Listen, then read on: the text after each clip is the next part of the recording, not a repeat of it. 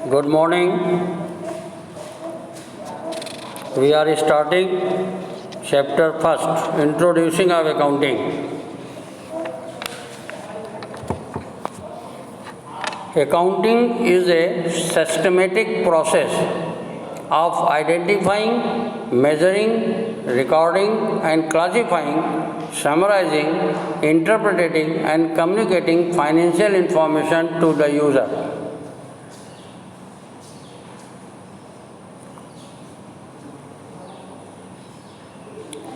Definition इसकी, accounting is an art of recording, classifying and summarizing in a significant manner and in the terms of money, transaction and events which are, in part at least, of a financial character and interpreting the results thereof. ये definition accounts की definition हुई। अब attribute accounting क्या है? Attribute मतलब characteristic. Characteristic of accounting, identifying of financial transaction and events. जो transactions होंगे उनको पहले, फाइनेंशियल जो ट्रांजैक्शंस होंगे उनको आइडेंटिफाई करना है। सेकेंड स्टेप इसका है मेजरिंग द आइडेंटिफाइड ट्रांजैक्शन। जो ट्रांजैक्शन आइडेंटिफाई किए उसको मेज़र किया जाएगा इन टर्म्स ऑफ मनी। तो सेकेंड प्रोसेस होगा इसका मेजरिंग करना। जब मेज़र हो जाएगा देन उसको रिकॉर्ड किया जाता है। Recording of transaction which are measured, record किया जाता है बुक्स ऑफ अकाउंट्स में। बुक्स ऑफ अकाउंट्स कौन सी होती हैं? कैश ट्रांजैक्शन रिकॉर्ड करने के लिए कैश बुक। क्रेडिट ट्रांजैक्शन दो तरीके के होते हैं, एक परचेज होता है, दूसरा सेल्स होती है। परचेज को रिकॉर्ड करने के लिए परचेज बुक और सेल्स को रिकॉर्ड करने के लिए सेल्स बुक। इसी तरीके purchase return book, sales return book, और जो इन सब बुकों में रिकॉर्ड नहीं होता है उसे प्रॉपर जर्नल में रिकॉर्ड किया जाता है। तो it is a recording. Recording के बाद classifying. Classifying work is recorded transaction posted into the ledger. Ledger क्या होता है? Ledger is a register in which all the account are maintain. Ledger उस रजिस्टर को कहते हैं जहां सारे अकाउंट बनाए जाते हैं। तो अकाउंट्स में या लेजर बनाना एक ही चीज़ होती है। क्लासीफाइंग के बाद समराइजिंग। समराइजिंग वर्क होता है, इसमें इन्वॉल्व होता है ट्रायल बैलेंस बनाना, trading and profit loss account बनाना एंड बैलेंस शीट बनाना। That is the work of summarising. Summarise होने के बाद analysis and interpretation.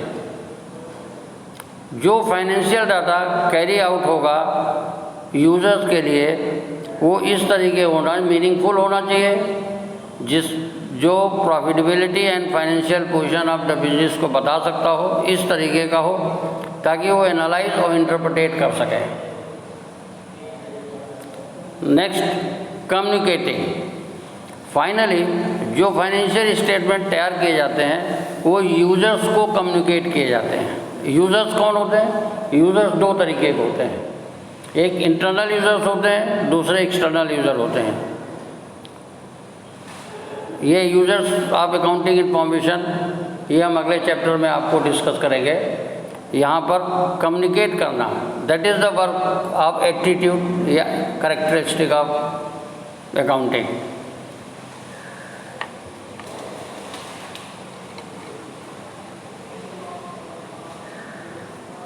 Object of accounting. Accounting का क्या उद्देश्य है?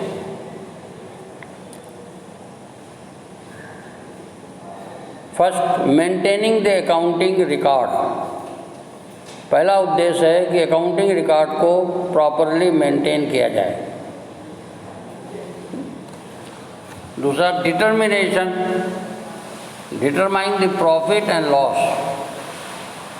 प्रॉफिट एंड लॉस को डिटरमाइन किया जाता है। इसके लिए ट्रेडिंग और प्रॉफिट लॉस अकाउंट, जिसे इनकम स्टेटमेंट भी कहते हैं, ये बनाया जाता है और इससे कंपनी को प्रॉफिट हुआ या लॉस हुआ, ये इससे जानकारी मिल पाती है।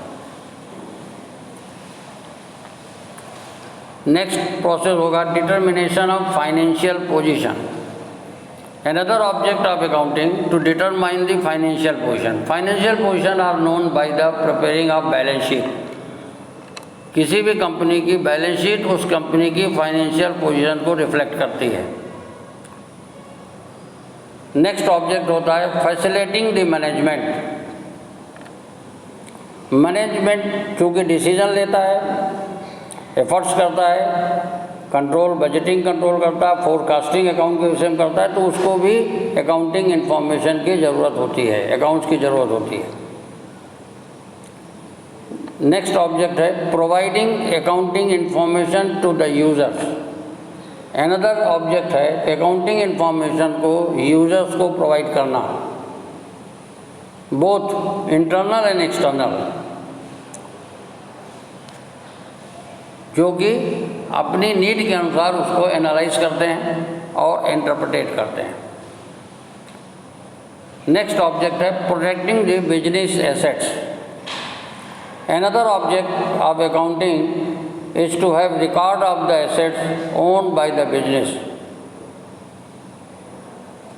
Accounting maintains record of assets owned by the business which enable the management to protect them and exercise control. जब आप कोई चीज़ रिकॉर्ड करेंगे तो कभी भी किसी चीज़ की जानकारी आपको प्राप्त करना हो तो वो बुक्स ऑफ अकाउंट से प्राप्त हो जाता है। These are the object of accounting.